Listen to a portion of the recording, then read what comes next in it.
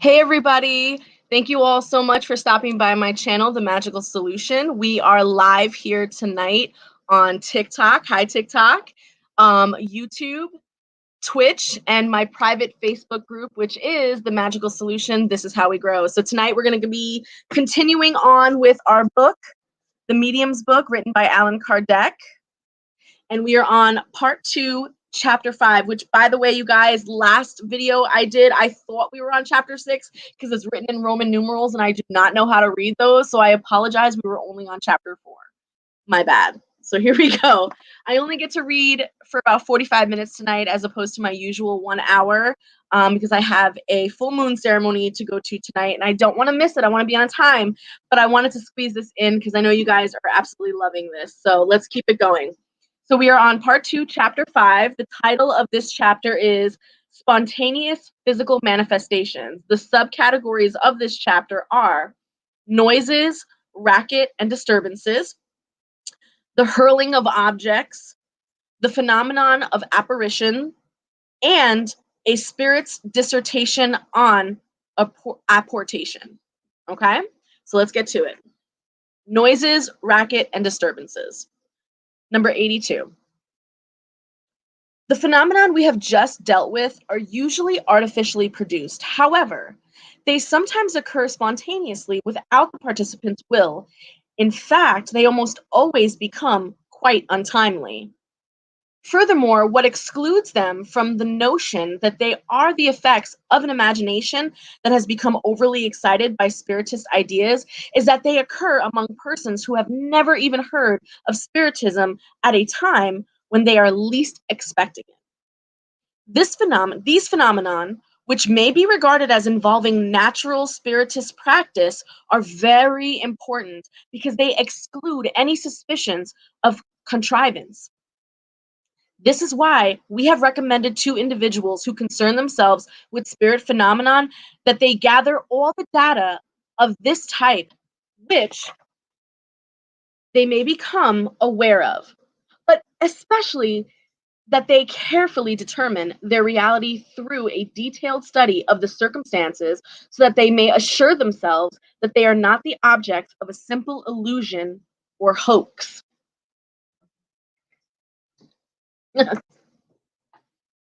Of all the spirit manifestations, the simplest and most frequent noises are the raps. However, it is especially in these cases that we must be on guard against illusion, since there are many natural causes that can produce them. The wind whistling or banging on an object, our own moving of an object without our awareness of it, an acoustic effect, a hidden animal or an insect somewhere, even off-colored pranks. Besides, spirit noises have peculiar characteristics with variable intensity and tone, which makes them easy to recognize and not to be confused with creaking wood or cackling fire or the dull tick-tock of a clock. The raps are dry, sometimes muffled, weak and light, sometimes loud and distinct, even noisy, and they change places and repeat themselves without any mechanical regularity. The most effective means of controlling them, which leaves no doubt as to their origin, is to subject them to our will. If noises make themselves heard wherever we so indicate, if they respond to our thought by repeating themselves the number of times we request, and if they increase or decrease their intensity, we cannot deny that there is an intelligent cause present. Nevertheless, the lack of such a response does not necessarily prove the contrary. Number 84.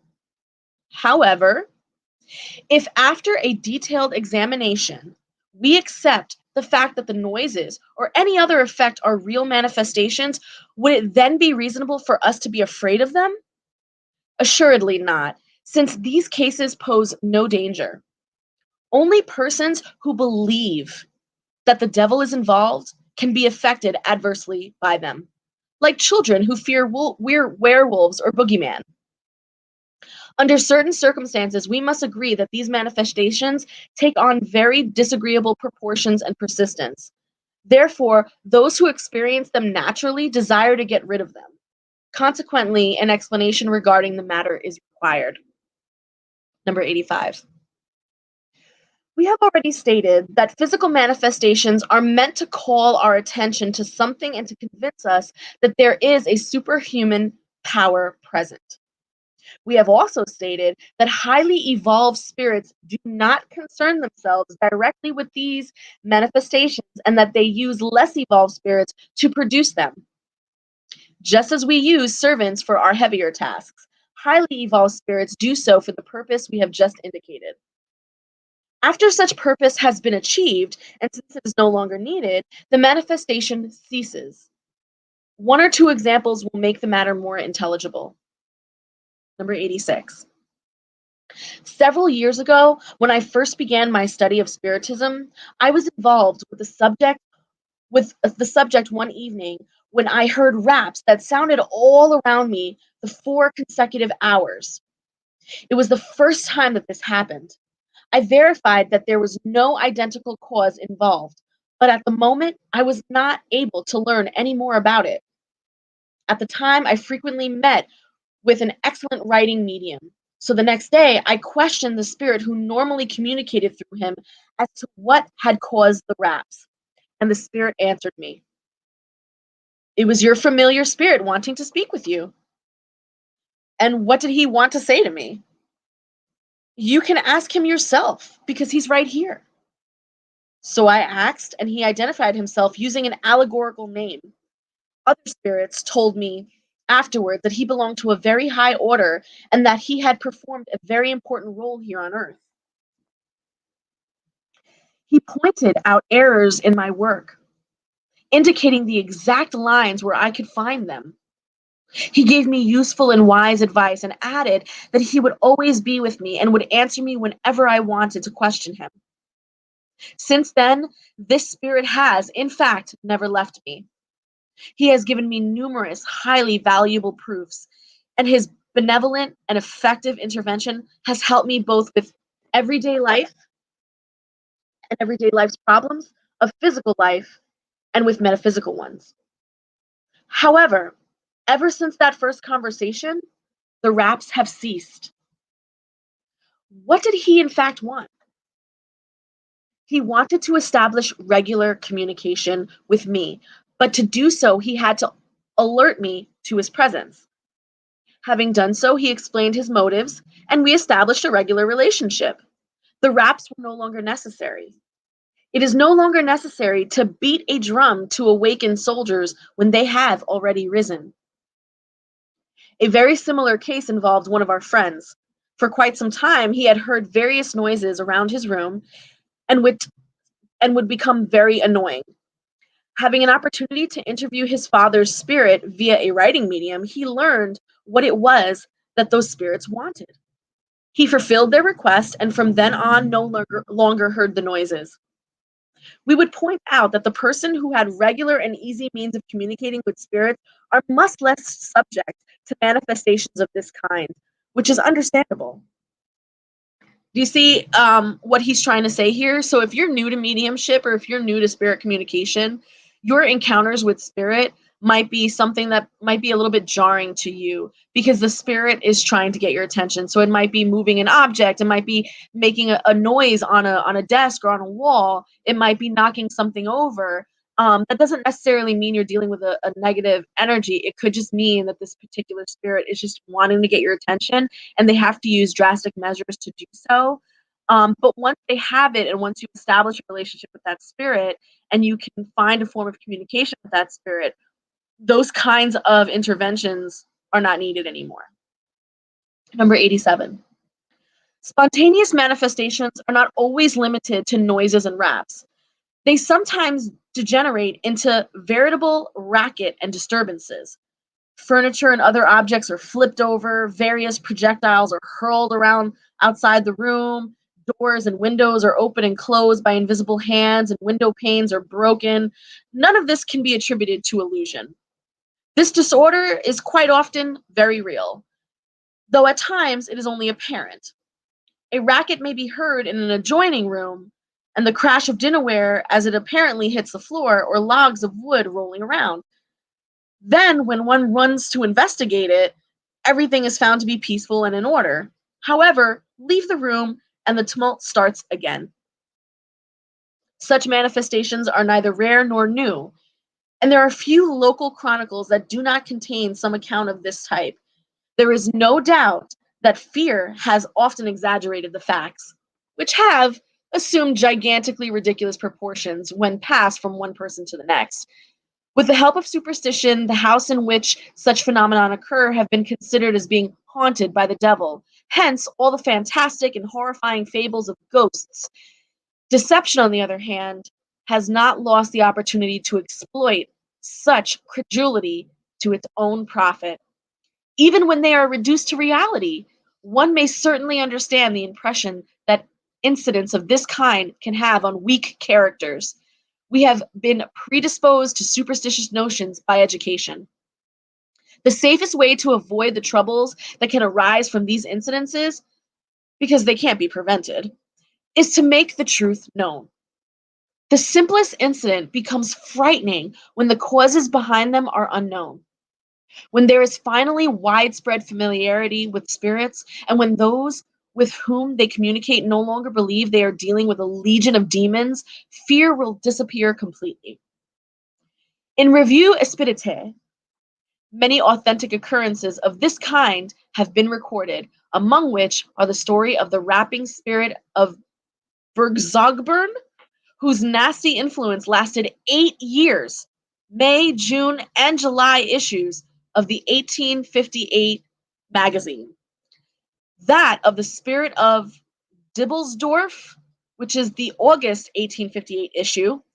That of the baker, the Grandesse Ventes, close to Depierre, which is the March of 1860 issue.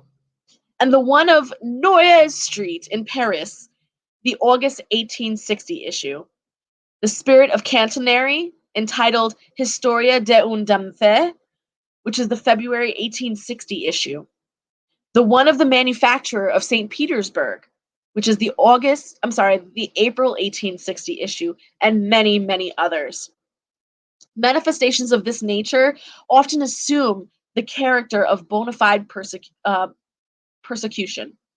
We know of 6 sisters who lived together and who have for several years awoke in the morning to find their clothing scattered everywhere, hidden in the ceiling, or ripped and cut to pieces in spite of their precautions in keeping them locked up.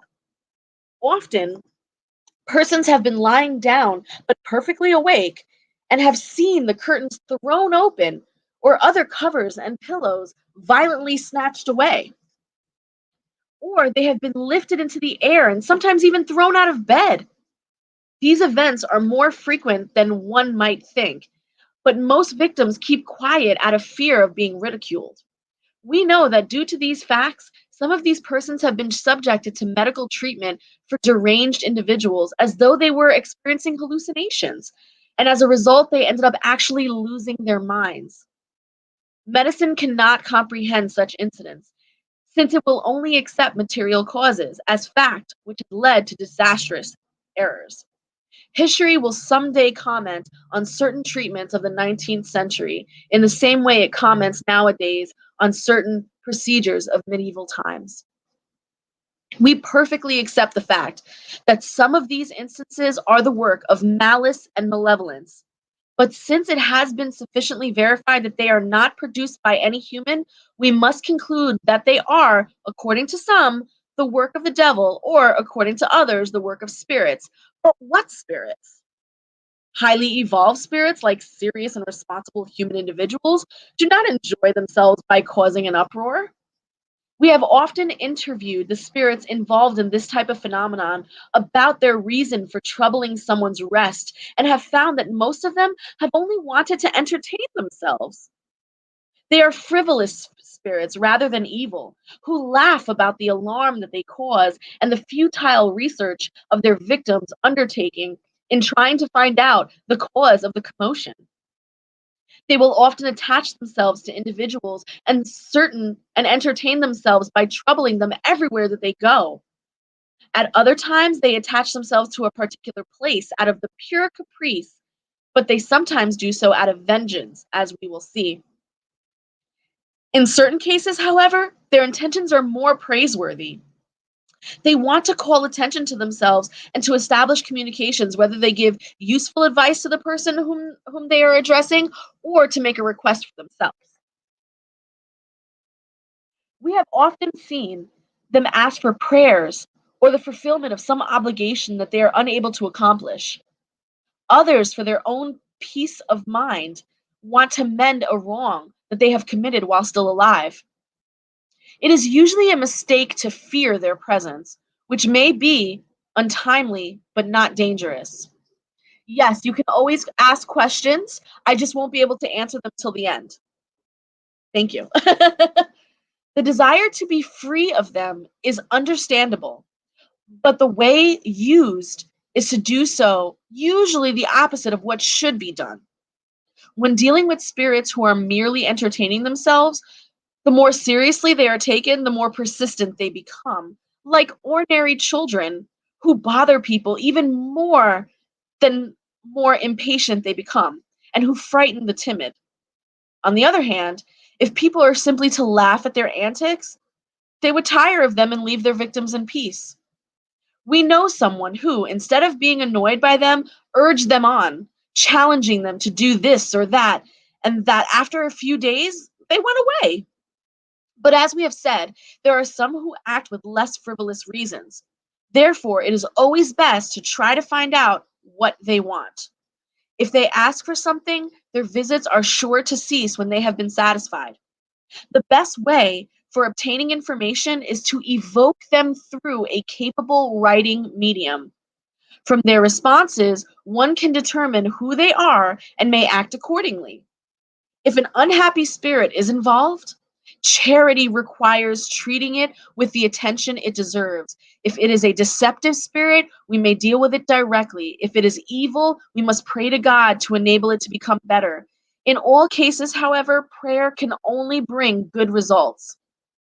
On the other hand, solemn exorcism formulas only provoke them to laughter. They are of no consequence to them.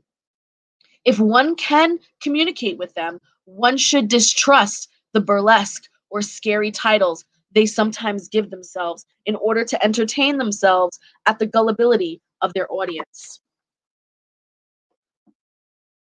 We shall return to deal with this subject in more detail, as well as the causes that frequently render prayers useless, in the chapters Haunted Places and Obsession. Now, did you guys get what he was saying here? In terms of, yes, when these spirits make these noises and throw things around and trying to get your attention, yes, there's definitely a possibility that these spirits could be, of demonic descent, could be evil, but those are kind of rare. It's more likely just a mischievous spirit, a lower vibrational spirit that's just wreaking havoc just for the fun of it. They want to entertain themselves. They want to get a rise out of you and feed off of that energy that you're giving them.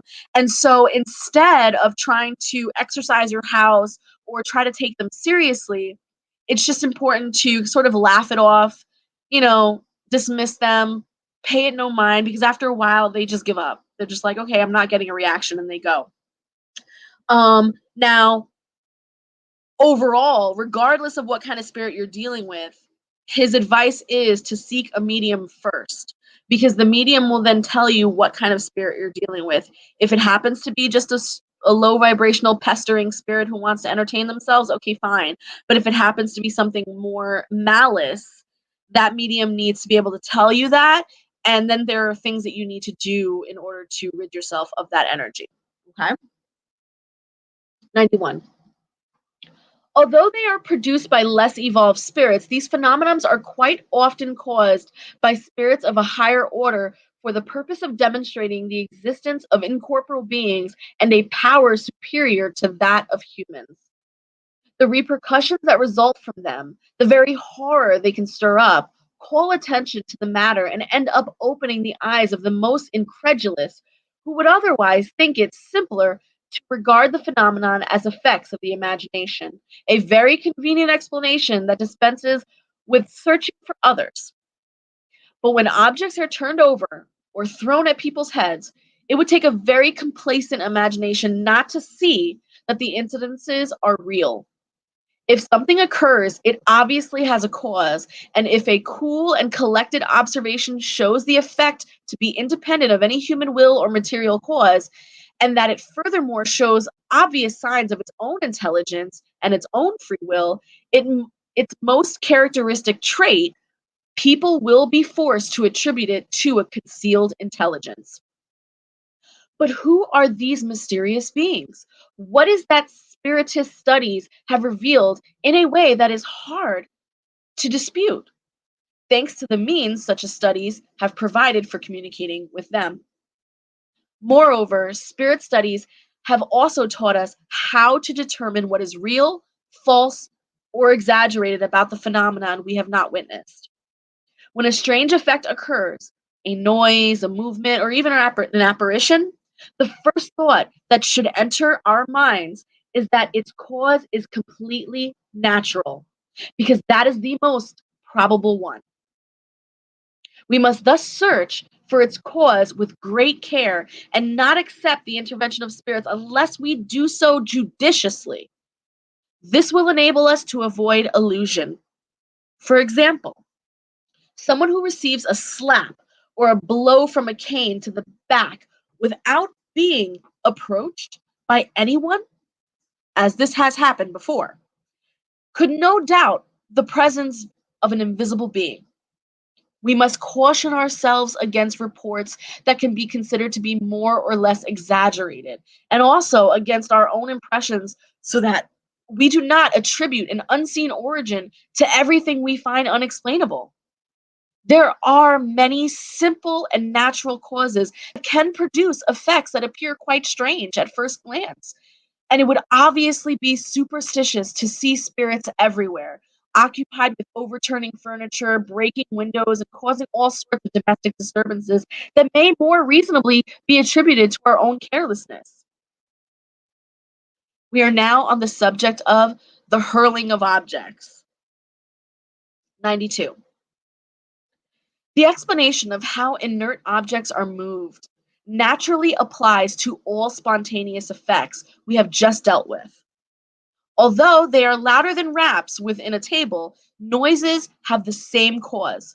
The hurling and displacement of objects are produced by the same force that lifts any object into the air. There is even a circumstance that serves to support this theory. We might ask where the medium may be found in these cases, and the spirits have explained that there is always someone whose forces are used unwittingly. Spontaneous manifestations rarely occur in isolated areas, but almost always occur in inhabited houses and are due to the presence of certain individuals who unknowingly exert their influence. Hear that closely, you guys. Again, if an apparition or if something is being thrown, or if if you're seeing a much larger case of spirit activity, it's it's with the help of other living energies in that space. So, for example, if your house was haunted, or if you had a parasite in your house, some of the first signs that you would notice is that your plants start dying. Your pets get sick or might die. You yourself might feel weaker and sicker every day. It's because these parasites who are throwing things across the room, slamming windows, slamming doors, slamming cabinets, moving furniture, it's because they're utilizing your life force. They've taken the life force from the plants, they've taken the life force from the animals, and now you, in order to make these manifestations occur. You will rarely see those manifestations occur in empty, abandoned houses. These people are mediums, but are unaware of their abilities. We call we thus call them natural mediums. They are to other mediums what natural somnambulists are to magnetic somnambulists, and are worthy of examination. That word somnambulist can be found in the Spirits book on my YouTube channel. It defines it in everything. 93. The voluntary or involuntary intervention of an individual endowed with a special aptitude appears to be necessary in most cases to produce these phenomena. Although sometimes there are circumstances where a spirit seems to be acting alone. However, even in such cases, it could still be taking the animalized fluid from someone who is not in the immediate area. This would explain why it is that even though spirits are constantly around us, they do not cause disturbances all the time. A spirit must first want to and must have a purpose and a motive without which it does not do anything. Then it must find an individual nearby who is capable of aiding it where it intends to act, a coincidence that rarely happens. If such an individual unexpectedly appears, the spirit takes advantage of the opportunity. However, despite these favorable circumstances, it may still be prevented by a superior will who will not allow it to act as it wants. Or it may be allowed only to act within certain limits in cases where such manifestations may be considered useful, whether to serve as a means of conviction or as a trial for the person subjected to them. 94. Regarding the above matter, we will allude to a conversation arising from events that occurred in June of 1860 at the Noyer Street, Paris. Details of this incident can be found in the August 1860 issue. To St. Louis, would you be so kind as to tell us if the events that are said to be occurring at Noyer Street are real or not? We have no doubt that it is quite possible for them to occur. Yes, the events are real, but popular imagination has exaggerated the facts, whether out of fear or mockery. Nonetheless, I will repeat that they are real. The manifestations are being caused by a spirit who is entertaining itself at the expense of the inhabitants of the place. Is there someone in the house who is the cause of the manifestations? Such manifestations are always caused by the presence of disliked individuals of whom the spirit attaches itself. The troublesome spirit is displeased with the inhabitant of the place and wants to make mischief or even make him move out. We would ask if there is someone amongst the inhabitants who is the cause of the phenomenon due to spontaneous and involuntary mediumship. That is always necessary because if such is not the case, these incidences cannot happen. A spirit lives in a place of its own choosing. As long as there is no one there whom it can use, it remains inactive. But when such a person does appear, it entertains itself as much as it can. Number 4. Is the presence of this person in this place itself indispensable? Normally, yes. And that is the case in this particular situation. And that is why I said that these incidences could not be happening otherwise. But I do not mean to generalize. There are, in fact, cases where the medium's presence in the place itself is not necessary. Well, since such spirits are of lower order in the aptitude for serving as their auxiliary and in unfavorable assumption about the individual, does it indicate an affinity for beings of this nature? Not exactly, because this aptitude results from a physical disposition. Nevertheless, it almost always indicates a materialistic tendency that would preferably not exist, because the more morally evolved a person is, the more he or she attracts good spirits, who necessarily repels the evil ones. Woo! Hear that again, you guys. Individuals of good moral high standing will attract good moral high standing spirits.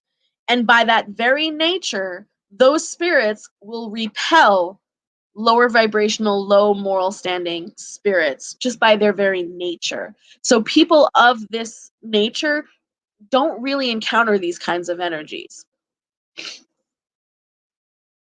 Where does the spirit go in search of the object it utilizes? It almost always finds these objects in the place itself or in the vicinity. A force that proceeds from the spirit flings them through the air and causes them to fall wherever it wishes. I am not doing readings tonight. I'm going to say this again. I hate repeating myself. I am not doing divination readings tonight. We are just reading from this book. Number 7. Since spontaneous manifestations are often allowed and even caused for the purpose of convincing disbelievers, it seems to us that if some of these individuals were themselves their target, they would be forced to yield to the evidence. People often complain of not having witnessed conclusive facts. Wouldn't it depend on spirits to provide them with appreciable proof? Don't atheists and materialists witness at every moment the effects of the power of God and of thought? But this does not prevent them from denying both God and the soul. Did the miracles of Jesus convert all his contemporaries? Didn't the Pharisees who said to him, "Master, show us a sign," resemble those who today ask you to show them manifestations? If they fail to be convinced by the marvels of creation, they will be no more affected by the appearances of spirits, even if they appear in the most obvious manner, because these individuals' pride has transformed them into stubborn mules. They would have plenty of opportunities to witness them if they sought such opportunities in good faith. That is why God does not deem it appropriate to do more for them than what God has already done for those who sincerely seek to educate themselves, because God only rewards persons of goodwill. Their disbelief will not impede the fulfillment of the divine will. You have already seen that it has not hindered the expansion of this doctrine. So do not concern yourselves with their opposition, which is to the doctrine what a shadow is to a painting. It lends itself greater relief. What would be merit if they had to be convinced by force? God leaves to them the responsibility for their own stubbornness, and this responsibility is heavier than you might think. Fortunate are those who believe without having seen, said Jesus, because they do not doubt the power of God. Number 8. Do you think it would be appropriate to evoke that spirit in order to ask it for a few explanations?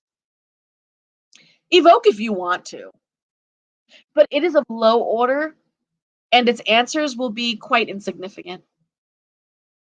95. Conversations with troublesome Noyer's street spirit, the evocation. Why did you call me? What do you want to throw? What do you want me to throw some stones at you? Then we would see you skedaddle for the lives in spite of your brave airs. Throw all the stones that you want. We still wouldn't be frightened. In fact, we would like to see if you can actually throw some. Well, perhaps I couldn't right here. You have a guardian that watches so well over you. Is there someone on Noyer Street who had helped you with the evil tricks you are playing on the inhabitants of the house? Of course. I found a really good instrument, and there was no learned, wise, prudent spirit to stop me, because I am merry, and sometimes I like to amuse myself. Who has served you as your instrument? A maid. She has helped you without knowing it? Oh, yeah, poor girl. She got scared the most. Do you have some hostile purpose? Who, me? I don't have anything against anyone, but folks who feel they always have to meddle in everything will turn the matter to their own advantage. Well, what do you mean by that? We don't understand you. I'm just trying to have fun, but you will study the incident and you will have one more fact to prove that we exist. You say you don't have any hostile purpose, but you have broken all the window panes in the place and have caused real damage. That's just a minor detail. Where did you find the objects you threw around? They were all over the place. I found them in the courtyard and in the neighbors' gardens. Did you find all of them or did you make some of them? I didn't create anything or compose anything. If you hadn't found them, could you have made them? That would have been tricky. But we can mix materials and make something. Okay, well, tell us how you threw them. Oh, well, that's hard for me to say. I looked for help in an electrical composition of that girl and mixed it with mine, which is less material. So together we could carry those objects. I think you'll agree to give us some information about yourself. First, tell us if you died a long time ago. A long time ago, at least 50 years ago. What was your job? Nothing special. I was a ragpiker in the neighborhood, and sometimes I got insulted because I really liked good old Noah's red liquor. That's why I wanted them to clear out. Have you yourself and your own free will answered our questions? I had an instructor. And who was the instructor? Your very kind King Louise. And then they go on to ask, we ask this question because of the nature of some of the responses, which appear to be beyond the capability of the spirit itself, both in the substance of the ideas expressed and in the form of the language.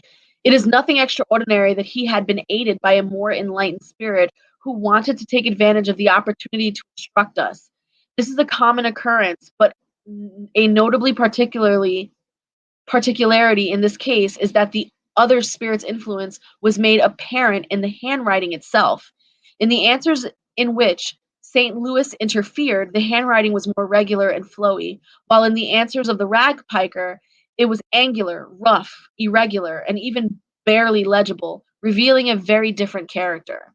So, what's happening here is that Allan Kardec is interviewing a medium who is then speaking to a lower vibrational spirit who was making all this ruckus in this house. And while interviewing this lower vibrational spirit, he was noticing that the language of this spirit was not the capability of that spirit. They don't, when you speak to these lower vibrational energies, they tend to be not as intelligent. They tend to be a little bit more brutally and rough. And this particular spirit was speaking in such a way that Alan was like, well, what's happening here? And so he asks, is someone helping you? Like, is someone else answering for you? And the spirit was like, yeah, I got a helper. And then he was able to name King Louise, who was helping him. And King Louise is a higher vibrational spirit who was using that lower vibrational spirit to create a ruckus all over the place so that he can then get the attention of the people in the house to teach these lessons. Do you see what I'm saying? So it kind of goes to what Alan was talking about earlier in the book, that higher vibrational spirits will not toss things around, they won't make noises, they won't haunt places, but they will petition lower vibrational spirits to do those things on their behalf in order to do whatever. So that's where that came from. So what do you do nowadays? Do you care about your future? This is Allan Kardec still talking to the spirit. Not yet. I just wander about. I am remembered so little here on earth that no one prays for me. Since I don't have anyone to help me, I don't do anything. And what he ends up kind of talking about is that we will soon see how much may be contributed to the progress and relief of less evolved spirits through prayer and counsel. Because you're going to see this spirit for what it is, and then you're going to see what's going to happen after they pray for him. Okay? What was your name when you were alive? Jeanette. Sorry, these are all French people. I can't speak French. Jeanette? Jeanette. It's a male, though. Very well, then, Jeanette. We shall pray for you. Tell us whether this evocation has pleased you or upset you. It's mostly pleased me because you are nice folk, joyful and lively, although you're a bit serious. Well, that doesn't matter. You listen to me and I'm content. And that was the end of the interview with Jeanette. So it just goes to show, at least according to Alan, that sometimes they just need or want something. And as long as you give them that thing, all of the noises and all the disturbances will stop. So we're now on the subject of the phenomenon of apparitions. 96. Oh God, I only have 10 minutes left. You know what? I'm gonna pause here. Because as I read, I like to explain what the book is saying. And with 10 minutes left and I still have like 15 pages, I'm not gonna finish it in time. So does anyone have any questions about what we just read? Any questions about spirits, about the dead, about being a medium, etc., etc.? And let's talk about it now before I close this off. Those of you who are in TikTok, I am not doing readings tonight, so I will not be answering any divination questions. All right. How are we doing?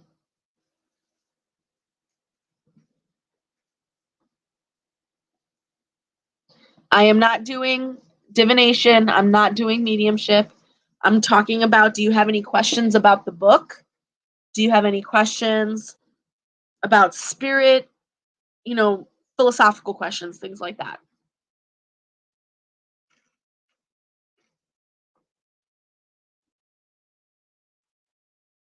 No? All right. So, with that said, the next time we will be meeting, let's see.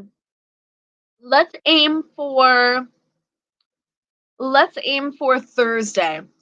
So Thursday is the 26th. Let's aim for Thursday the 26th, 7 p.m. Eastern Standard Time, right here, same places, and we will continue on with the book. All right, guys, thank you so much for joining me tonight. Have a beautiful night.